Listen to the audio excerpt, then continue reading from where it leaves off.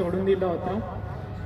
Actually मी 6 महिने केलं तर क्लासेस केले ते मी, पण तिथं डिमोटिवेटिव्ह एन्व्हायरमेंट होतं, तर मी सोडून दिला.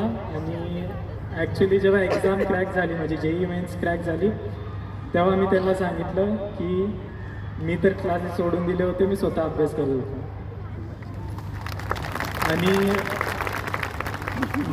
मी काही अभ्यास केलाच नाही आहे. 1 महिना काढला होता.